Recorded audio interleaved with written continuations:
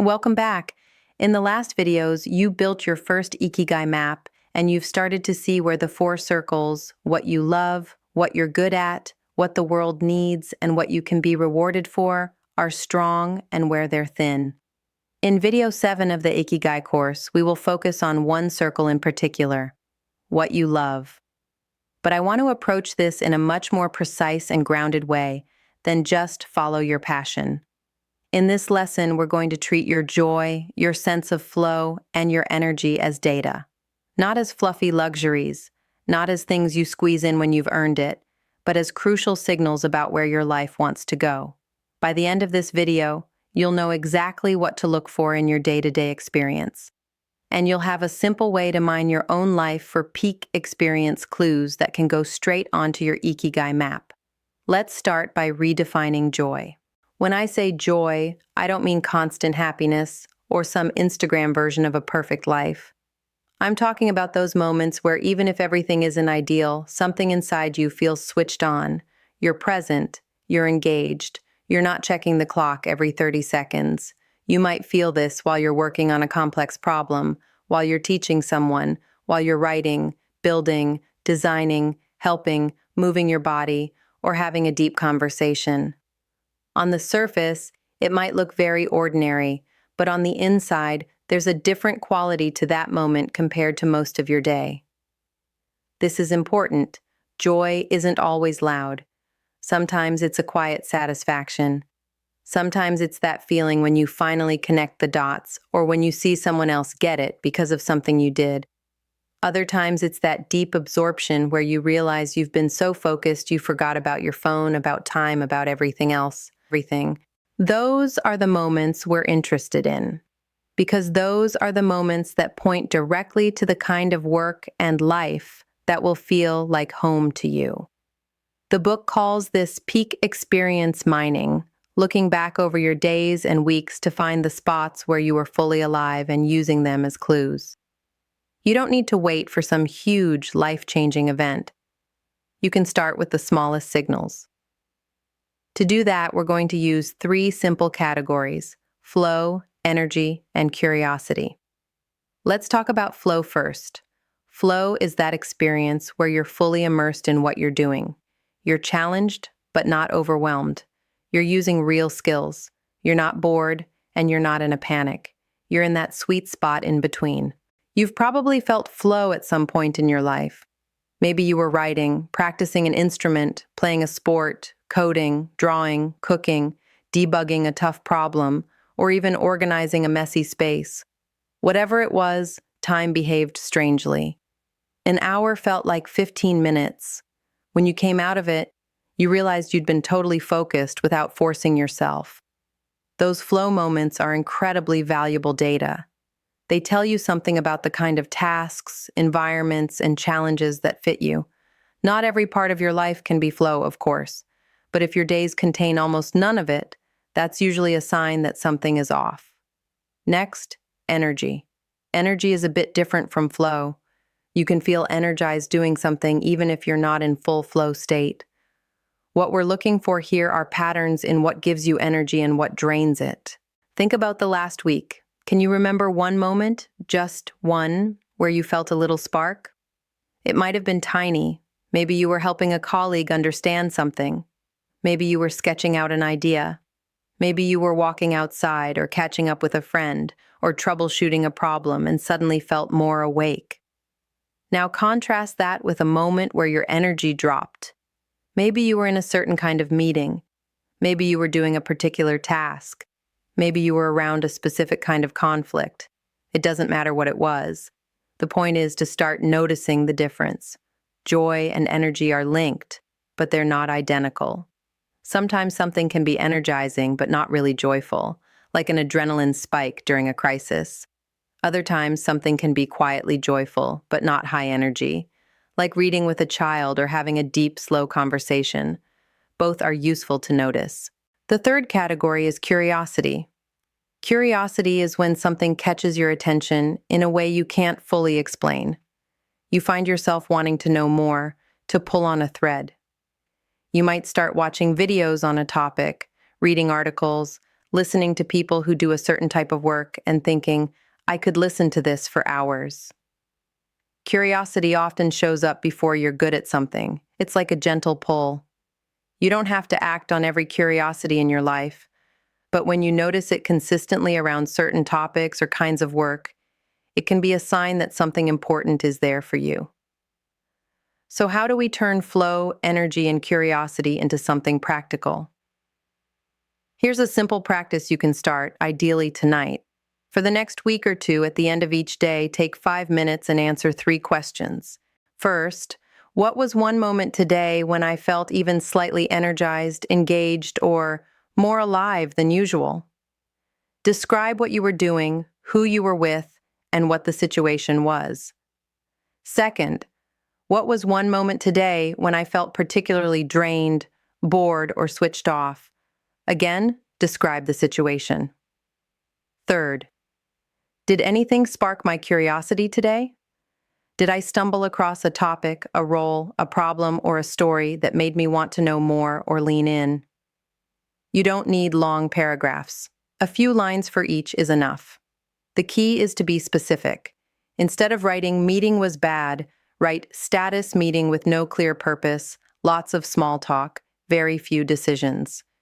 Instead of "felt good when helping," write "felt energized explaining a process to a new team member and seeing them relax when they understood it." After you've done this for a week or two, go back and read what you've written. Look for patterns.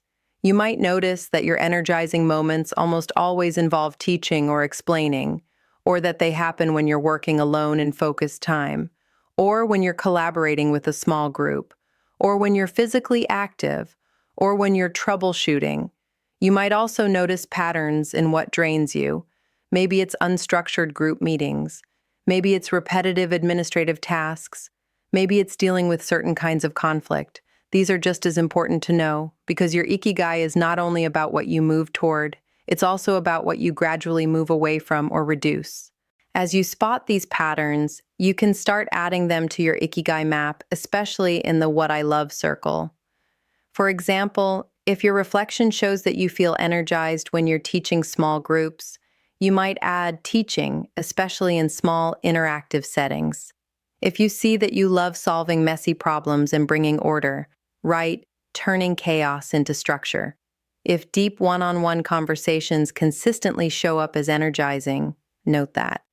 Over time, your love circle goes from vague ideas like "I like helping people" to much more specific insights like "I love helping people get clarity through one-on-one conversations where we untangle something complex." Specificity is powerful. The more you can name what actually brings you joy and engagement, the easier it becomes to design work and life experiments that include more of it. Now, I want to acknowledge something. If you've been in survival mode or stuck in a draining context for a long time, it can feel like there's very little joy or energy in your days. When I ask what energized you, you might think nothing. The whole day was just flat. If that's you, first, I'm glad you're here. It takes courage to look at this honestly. Second, I encourage you to scale your attention down. Instead of looking for huge peaks, look for tiny differences. Maybe 95% of your day felt gray, but was there even a 5-minute window that was slightly less gray? Maybe you made someone laugh. Maybe you wrote a quick email that felt satisfying because you expressed something clearly. Maybe you fixed a small but annoying problem. Maybe you chose to take a short walk and felt your shoulders drop a bit. Those tiny differences matter. They're like faint directional arrows. If you honor them instead of dismissing them, they can guide you. We've been focusing a lot on positive peaks. Let's talk for a moment about negative ones, your low points, the times you felt especially drained or out of place. These are not just things to endure, they're signals too. If you notice that your lowest points all share a similar pattern, that's incredibly useful information. For example, you might find that you feel drained whenever you have to work in large, impersonal groups with no clear roles, or when you spend long stretches on tasks that require constant context switching, or when you're stuck in purely reactive work, putting out fires but never building anything, or when you're working on projects that you believe deep down don't really help anyone. These patterns point to the environments and tasks you'll want to reduce or redesign as you move toward your Ikigai. Sometimes you can't escape them immediately, but even knowing this kind of work consistently drains me can help you make better decisions about future roles, projects, and boundaries. So far, we've talked about noticing. Let's connect this directly to your Ikigai map and the rest of the course. As you gather data from your daily reflections, start updating the What I Love circle with more precise entries. Instead of I like helping, you might now write, I love helping anxious people feel calmer by explaining things clearly. Instead of I like fitness, you might write, I love leading small group workouts where I can motivate people and see their progress. Instead of I like solving problems, you might write, I love being given a messy situation and building a simple, clear system that makes it work. These are not just nice descriptions, they're design instructions for your future experiments. When we later talk about small projects, side bets, or offer prototypes, these specifics will help you choose ideas that have a high chance of aligning with who you are.